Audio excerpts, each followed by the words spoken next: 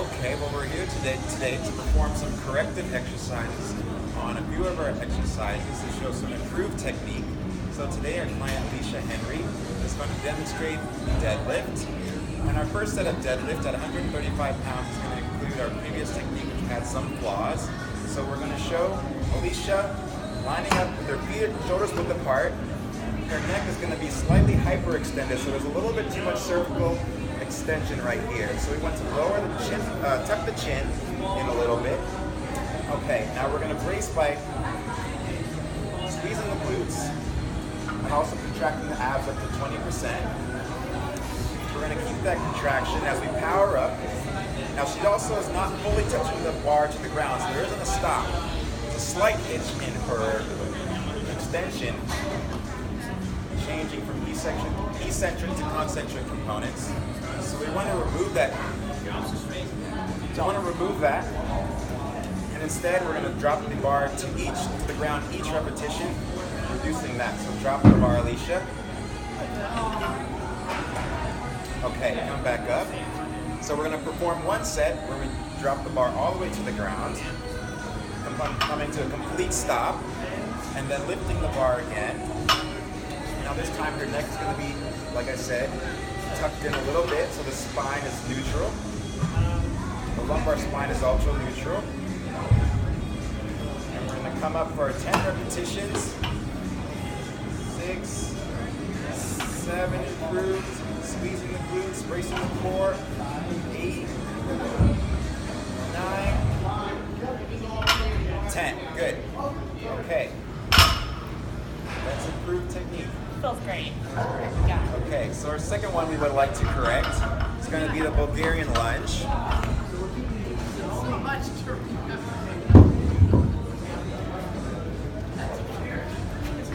So this is another lower body compound movement that we're going to correct.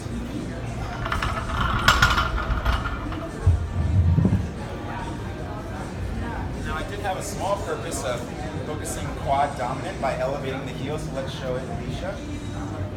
So previously the heel was elevated, causing a quad dominant exercise. There's also partial extension, partial flexion in the knee and hips, not creating a full range of motion. So we're going to stop that.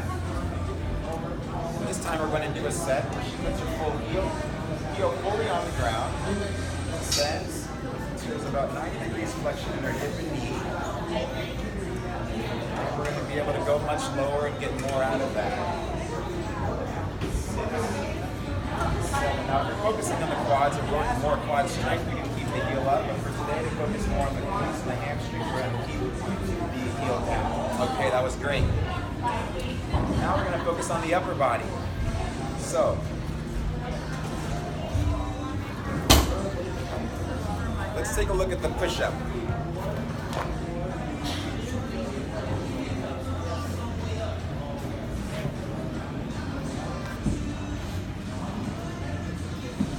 So, previously, we had a little bit too much extension in the cervical spine here.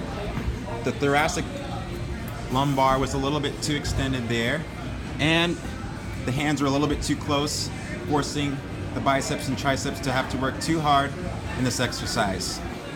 So we're going to correct it. Alicia's going to put her wrists under her elbow. She's going to keep the cervical spine in neutral. We're also going to go down to the knees to make sure we can do a correct form of this exercise. And as she descends, she's going to keep a more proper alignment between her wrist and her elbow. There's less thoracic extension. Her cervical spine is also straight, not extended. 10 repetitions. Okay, that's good, Alicia. Stop. Okay, much better. Now we're going to try one more, which is going to be the bent over row.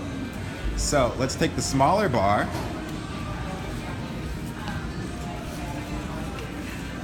You want to keep the weights on it for today, yeah?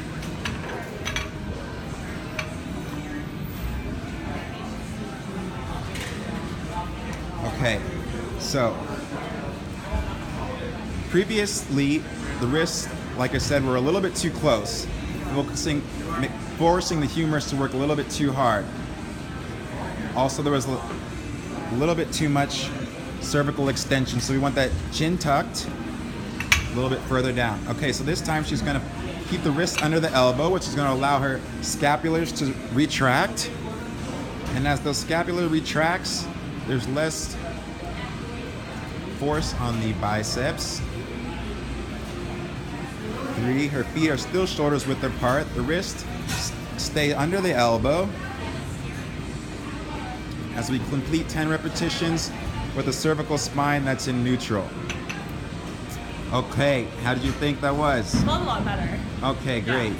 So we'll try to improve on those and take that with us.